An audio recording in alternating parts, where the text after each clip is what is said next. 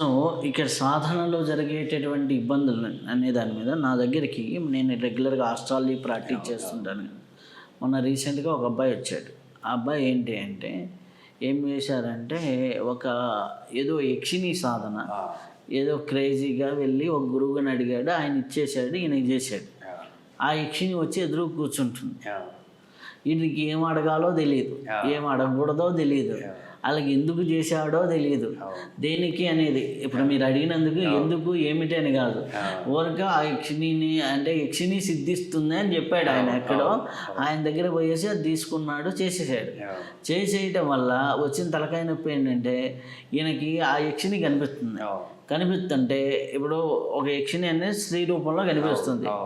వీడికి వచ్చిన సమస్యల్లో ఏంటంటే అది ఎప్పుడు కనిపిస్తుంటే కరెక్ట్గా బాత్రూమ్కి వెళ్ళాడు. అంటే తను చెప్పిన డైరెక్ట్ ప్రాబ్లం. ఇప్పుడు మనకి ఎదురుగా ఒక లేడీ ఉంటే బాత్రూమ్కి ఎట్లా వెళ్తా అంటే బాత్రూమ్కి వెళ్ళలేడు, సరిగ్గా తను అనుకున్నవి చేసుకోలేడు, డ్రెస్ అప్ అవ్వాలనుకున్నా కానీ నవ్వుతూ కనిపిస్తుంది. అంటే అది ఒక రకమైన అనమాట. ఇట్లాంటి సందర్భాల్లో ఇట్లా చేసిన వాళ్ళకి మనం ఏం చెప్పాలి సమాధానం? అందరి సంగతి అయితే పక్కన పెడితే నాకు కనుక అలా ఫోన్ చేస్తే దయచేసి నాకు ఫోన్ చేయకండి అని చెప్పి పెట్టేస్తాను నేను.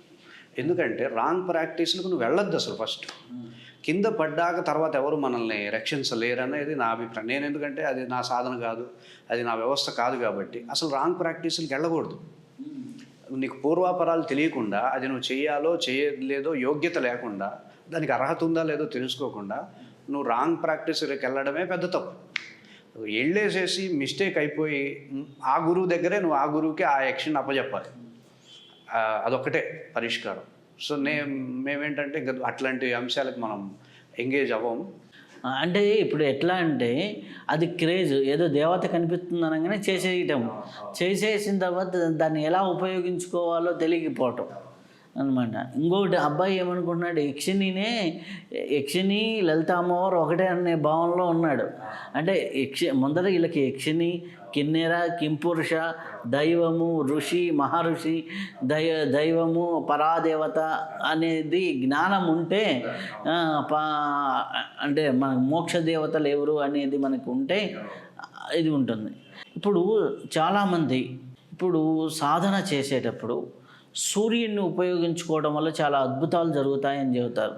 ఇది మనకి యోగ మార్గంలో సూర్యుడిని ఎలా ఉపయోగించుకుంటే అద్భుతం జరుగుతుంది, అలా సూర్యుడికి ఉన్న ప్రయారిటీ ఏంటి?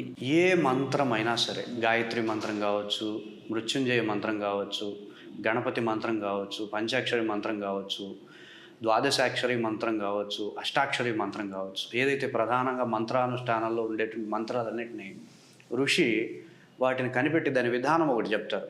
సూర్యమండలంలో ఆ మంత్రాది దేవత ఉన్నట్టుగా ధ్యానం చేస్తూ మంత్ర సాధన చేయమని చెప్తారు. అంటే గాయత్రి మంత్రం చేస్తున్నాం అంటే గాయత్రి మాత్రం సూర్యమండలంలో ఉన్నట్టుగా ధ్యానించాలి. అంటే ఇది ఒక గొప్ప సాధన.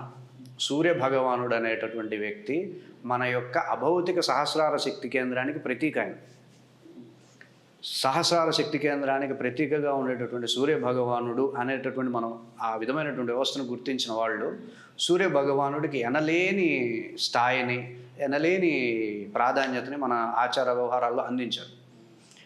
సో ప్రతి సాధనకి మీకు జ్యోతిష్యం చూసుకున్నా సరే సూర్యుడు ఆరోగ్యాత్ భాస్కరాదిచ్చేది అంటారు. సూర్య భగవానుడు అనే ఆరోగ్యం భాస్కరాదిచ్చేది అంటారు. సూర్యుడిని ఒక ఉత్తమమైనటువంటి స్థానంలో ఉంచుతారు. వాస్తులో అయినా సరే సూర్యుడిని ప్రధానంగా తీసుకుంటారు. సూర్యరశ్మి ఆ గృహంలో పుష్కలంగా పడేది శుభం అని చెప్తారు. సో సూర్యుడు అనే వ్యవస్థ చాలా ఉన్నతమైనది. క్రియాయోగంలో కూడా సూర్యుడిని మనం సహస్రారంతో పోల్చుకుని సాధనలు చేస్తూ ఉంటాం. మంత్రానుష్ఠానం చేయాలన్నా ఏది చేయాలన్నా సరే అది ఉత్తమమైనటువంటి స్థితి. కాకపోతే దాన్ని సహస్రారంతో సమన్వయం చేసేటటువంటి ఆ వ్యవస్థ తనకు స్పష్టంగా అర్థమైతే సూర్యుడిని చక్కగా ఉపయోగించుకోగలుగుతాడు అన్నిట్లో. ఇప్పుడు యోగము సాధన, యోగము వేరు, సాధన వేరు, యోగ సాధన వేరు. ఈ యోగాన్ని సాధించడానికి సాధకుడు ఏ విధంగా సంసిద్ధుడవ్వాలి? ముందుగా తనకంటూ ఒక మార్గాన్ని పెట్టుకోవాలి. ఒక మార్గం అంటూ ఉండాలి కదా, ఒక పంథా ఉండాలి కదా. నేను లాయర్ అవుదాము అంటే ఒక మార్గం కావాలి. ఒక మార్గంలో వెళ్తేనే లాయర్ అవుతాం, ఒక మార్గంలో వెళ్తేనే పిఎం అవుతాం, ఒక మార్గంలో వెళ్తేనే డాక్టర్ అవుతాం. అది ఏ మార్గం అయి ఉండాలి? వస్తు మార్గమా, ఆధ్యాత్మిక మార్గమా? రెండే మార్గాలు ఉన్నాయి సృష్టిలో.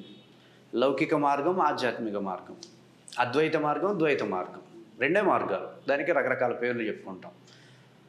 ముందుగా నీ మార్గం ఏమిటి?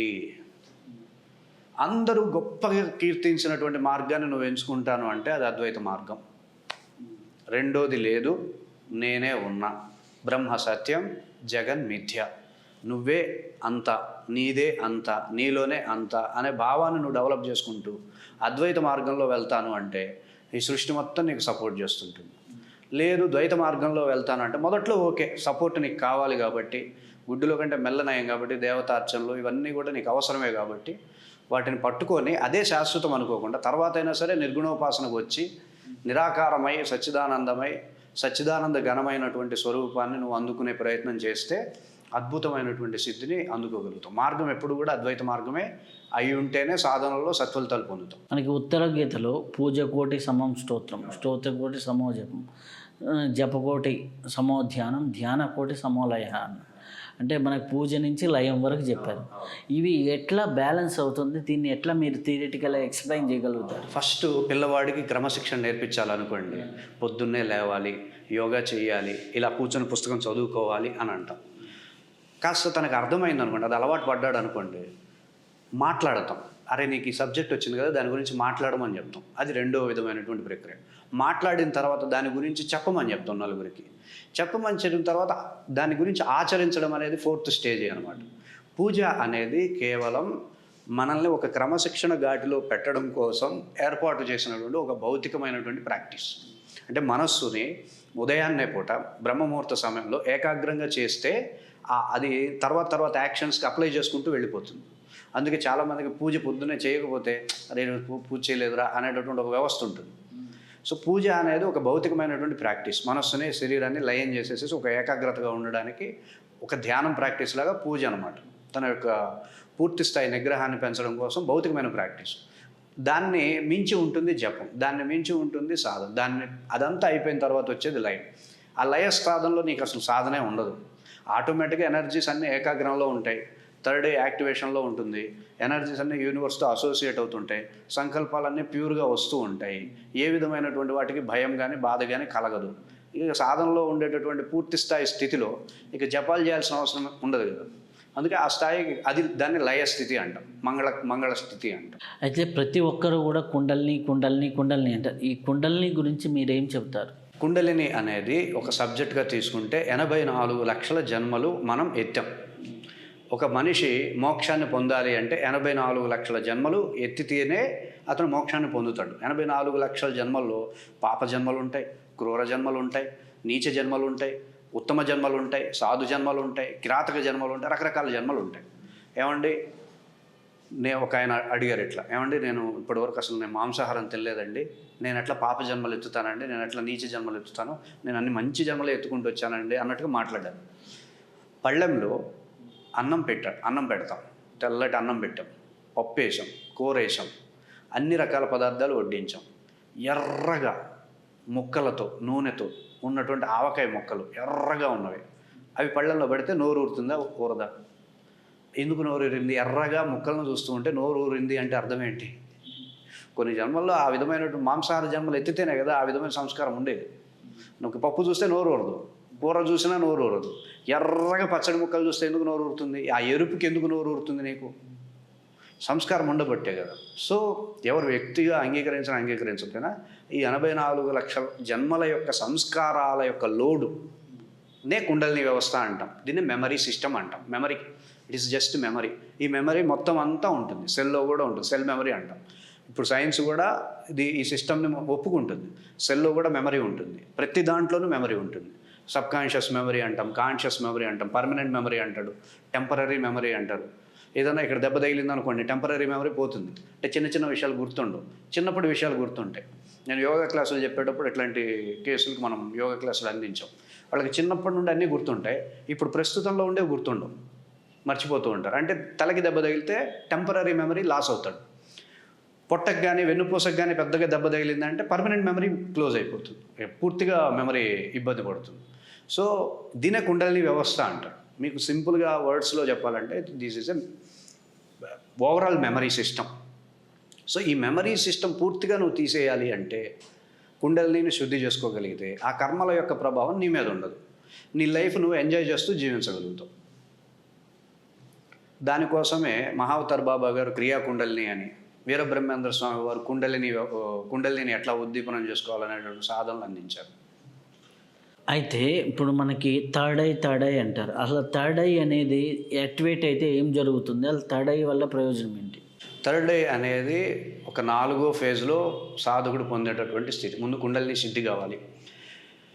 కుండలిని యొక్క వ్యవస్థ పూర్తిగా శుద్ధి అయ్యి కుండలిని సహస్రారగతమై ఉండాలి. అది ఫస్ట్ స్టేజీ. నెక్స్ట్ ప్రాణశక్తి అనేది 6 శక్తి కేంద్రాలలోనూ పూర్ణమైనటువంటి స్థితిని పొందాలి. అంటే మూలాధార 4 దళాలు ఉండాలి. మనకు ఒకటే దళం ఉందనుకోండి, ఆజ్ఞాశక్తి కేంద్రం యాక్టివేట్ అవ్వదు. స్వాధిష్టానానికి 6 దళాల ప్రాణశక్తి కావాలి. 6 దళాలు లేవనుకోండి, వేస్ట్. అలాగే విశుద్ధికి 16 దళాల ప్రాణశక్తి కావాలి. అంటే రోజువారీ నువ్వు ఆ 16 దళాల ప్రాణశక్తిని పూర్తి స్థాయిలో విశుద్ధికి అందించగలిగేటటువంటి సామర్థ్యం ఉండాలి మన దేహానికి. ఆ విధమైనటువంటి వ్యవస్థ లేనప్పుడు ఆజ్ఞాశక్తి కేంద్రం అవ్వదు. సో ప్రాణశక్తిని పూర్తి స్థాయిలో మెయింటైన్ చేసేటటువంటి సాధనలు ఉంటాయి, అవి సాధనలు చేయాలి. అలాగే విశ్వశక్తికి సంబంధించినటువంటి వ్యవస్థతో పూర్తిగా అనుసంధానం అయి ఉండాలి. ఈ 3 ప్రక్రియలు జరిగితే 4వ స్థాయిలో థర్డ్ ఐ అనేది యాక్టివేట్ అవుతుంది. దాన్ని ఈశత్వ సిద్ధి అంటారు. మనకు అష్టసిద్ధుల్లో అణిమ, గరిమ, లగిమ, మహిమ, ప్రాకామ్య, వశత్వ, ఈశత్వ, యతకామ, వశయత్వ అనే అష్టసిద్ధుల్లో ఈశత్వ అనే సిద్ధి అప్పుడు కలుగుతుంది. సో ఇప్పుడు చాలామంది ఇప్పుడు స్పిరిచువల్ టెర్మినాలజీ కుండలిని అవేకెనింగ్ అని, అలాగే మనకి పాస్ట్ లైఫ్స్ అన్నీ చూసుకోవచ్చని, లేకపోతే మన కర్మలన్నీ ప్రక్షాళన అవుతాయి, ఇట్లా మాట్లాడుతుంటారు. కానీ వీటన్నిటి వల్ల జరిగే ప్రయోజనం ఏంటి? పాస్ట్ లైఫ్ చూడడం దానివల్ల ప్రయోజనం లేదు. ఎందుకంటే ఆల్రెడీ మన కాన్షియస్సే క్లోజ్ చేసేసింది. నీకు పాస్ట్ జన్మలు అక్కర్లేదు కదా. ఇప్పుడు 4వ తరగతి చదివాక 5వ తరగతికి వచ్చావు, నీకు కావాల్సిన 5వ తరగతిలో ఉండే పాండిత్యం, 4వ తరగతిలో సంగతులు అవసరం లేదు నీకు. అందుకే పూర్వజన్మలకు సంబంధించిన నామం కానీ, రూపాలు కానీ, దానికి సంబంధించినటువంటి మెమరీ కానీ ఈ జన్మలో ట్రాన్స్ఫర్ అవ్వదు. ఏది ట్రాన్స్ఫర్ అవుతుంది అంటే స్కిల్స్ ట్రాన్స్ఫర్ అవుతాయి. ఆ జన్మలో సంగీత సాధన చేసి ఉండొచ్చు, అది ట్రాన్స్ఫర్ అవుతుంది. ఆ జన్మలో జ్యోతిష్యం మీద ప్రయోగాలు చేసి ఉండొచ్చు, పరిశోధన చేసి ఉండొచ్చు, అది ట్రాన్స్ఫర్ అవుతుంది. అంతేగాని దేహం ట్రాన్స్ఫర్ అవ్వట్లా. పోయిన జన్మలో ఇలా నేను ఉండను, వేరే దేహంతో ఉంటా కాబట్టి దేహం ట్రాన్స్ఫర్ అవ్వట్లా. మనస్సు ట్రాన్స్ఫర్ అవుతుంది, కానీ దేహానికి సంబంధించిన నామ, రూప, ఇన్సిడెంట్స్ ఏవైతే ఉంటాయో అవి ట్రాన్స్ఫర్ అవ్వట్లా. ట్రాన్స్ఫర్ అవ్వట్లేదు అంటే సృష్టి నీకు అవసరం లేదని చెప్తున్నట్టే. నీకు అవసరం లేదయ్యా అవి అని చెప్తున్నట్టే. నేను దానికి వ్యతిరేకంగా పోతాను, పాస్ట్ లైఫ్ తెలుసుకుంటా అంటే అది యూనివర్స్కి వ్యతిరేకమైనటువంటి వ్యవస్థ. అటువంటి సాధన చేసినప్పుడు ఉన్నది పోతుంది, ఉంచుకున్నది పోతుంది అన్నట్టుగా సాధకుడి యొక్క పరిస్థితి ఉంటుంది. అలాగే మీరు ఇంకో 2-3 విషయాలు చెప్పారు, అది శాస్త్రం ఒప్పుకుంటుంది. కుండలిని శుద్ధి కావాలి, కర్మలు నశించాలి. ఆయన చెప్తారు కదా, కర్మ దగ్ధం కావాలి, జ్ఞానేషు కర్మ దగ్ధానం అంటారు కాబట్టి, జ్ఞానం చేతే కర్మలు దగ్ధం అవుతాయి అంటున్నారు కాబట్టి కర్మదగ్ధం అనేది కావాలి. దానికి ప్రాపర్ ప్రాక్టీస్ని నువ్వు ఎంచుకొని చేయాలి. అయితే మనకి ఇప్పుడు సాధన చేస్తూ ఉన్నాం, మీరు కుండలినిలో అంతా మెమరీ ఉంది అంటారు. ఇప్పుడు సపోజ్ ఫర్ ఎగ్జాంపుల్ ఒక వ్యక్తి ఇప్పుడు సాధన చేస్తున్నప్పుడు అతనికి ఎన్నో స్కిల్స్ ఉంటాయి. డెవలప్లు ఇన్ని లక్షల జన్మల్లో ఎన్నో స్కిల్స్ ఉంటాయి. ఆ స్కిల్స్ని ఇప్పుడు ఫర్ ఎగ్జాంపుల్ ఎక్కడో కవిత్వం రాస్తాడు 10 జన్మల క్రితం, ఎక్కడో ఒక మహాయోగిగా సాధన చేసి ఉంటాడు. సో ఆ స్కిల్స్ని ఈ జన్మలోకి లాక్కొని రావాలి అంటే మనం ఏం చేయాలి? ఆటోమేటిక్గా వస్తాయి, సహజంగానే ట్రాన్స్ఫర్ అవుతాయి. కాకపోతే ఈ జన్మలో దానికి సంబంధించినటువంటి వ్యవస్థలో నువ్వు కొంచెం పరిశోధన చేస్తే ఆటోమేటిక్గా అవి అట్రాక్ట్ అవుతాయి. ఇప్పుడు నాకు పూర్వజన్మలో సంగీతం మీద సాధన చేసి ఉండొచ్చు, నేను ఈ జన్మలో సంగీతం మీద సాధన చేసి ఉండకపోవచ్చు, దాని మీద ప్రవేశం కూడా లేకపోయి ఉండొచ్చు. కానీ అభిరుచి ఉంటే ఆటోమేటిక్గా ఆ సాధన వస్తుంది. మనం ఈరోజు బాలసుబ్రహ్మణ్యం గారి వింటూ ఉంటాం. బాలసుబ్రహ్మణ్యం గారు శాస్త్రీయ సంగీత విద్వాంసుడు కాదు, ఆయన జస్ట్ పాటలు సాధన చేసుకుంటూ వచ్చిన వ్యక్తే. అలాంటి వ్యక్తులు ఎంతోమంది ఉన్నారు. మనం ఇప్పుడు బాలసుబ్రహ్మణ్యం గారు శాస్త్రీయ సంగీత విద్వాంసుడు కాదంటే ఎవరు నమ్మరు. ఆయన గమకాలు కానీ, ఆయనకున్న సాహిత్యంలో పట్టు కానీ, ఆ శబ్దం మీద ఉన్నటువంటి పట్టు కానీ మనం గమనిస్తే ఏ విద్వాంసుడు అనుకుంటాం. కానీ ఆయనే చెప్పారు నేను శాస్త్రీయ సంగీతం లేదని. సో అట్లా పూర్వజన్మలో ఉండేటటువంటి అంశాలు అభిరుచి మేరకు వచ్చేస్తాయి, అట్రాక్ట్ అయిపోతాయి. ఆ అభిరుచిని గుర్తించి అంటే మనకి చిన్నపిల్లల వయసులో కొన్ని అభిరుచులు ఉంటాయి, ఆ అభిరుచుల్ని గుర్తించి మనం కానీ ముందుకెళ్తూ ఉంటే ఆటోమేటిక్గా యాక్టివేషన్ అనేది జరుగుతూ ఉంటుంది. ఇప్పుడు స్పిరిచువాలిటీలోకి ఒక సాధనలో ఒక స్థితికి వస్తారు, వచ్చిన వ్యక్తి తీసుకోవాల్సిన జాగ్రత్తలు ఏంటి? తన ఎనర్జీసు ఎప్పటికీ పతనం కాకుండా నిరంతరం ప్రయత్నం చేస్తూ ఉండాలి. దానికోసం రకరకాల వాళ్ళు రకరకాల వ్యవస్థల్ని ఆధారం చేసుకుంటారు. ఇప్పుడు స్వామీజీలు ఉన్నారు, బయటకు వెళితే నలుగురిలో కలిస్తే నలుగురితో టచ్ చేస్తే వాళ్ళ వల్ల మన ఎనర్జీస్ పతనం అవుతాయని చెప్పి కాషాయపు రంగు వేసుకొని నేను ఒక ప్రత్యేకమైనటువంటి వ్యక్తిగా గుర్తించాలి అనేటటువంటి ఒక వ్యవస్థను డెవలప్ చేసుకుంటారు. వాళ్ళుగా ఒక ఆశ్రమాన్ని పెట్టుకుని ఆశ్రమంలోనే ఒక జీవన విధానాన్ని కలిగి ఉంటారు. ఇదంతా ఎందుకు చేస్తున్నారంటే మడి ఆచారాలు, సింపుల్గా చెప్పాలి అంతే, మడి ఆచారాలతో వాళ్ళు వెళ్తూ ఉంటారు. అది మామూలు వ్యక్తులకి కుదరదు.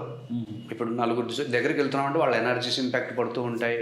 ఇప్పుడు మీరు పొద్దున్నే ఒక వ్యక్తి ఫోన్ 10 minutes డిలే అయిపోగానే మొత్తం అన్ని వర్క్స్ డిలే అయిపోతూ ఉంటాయి.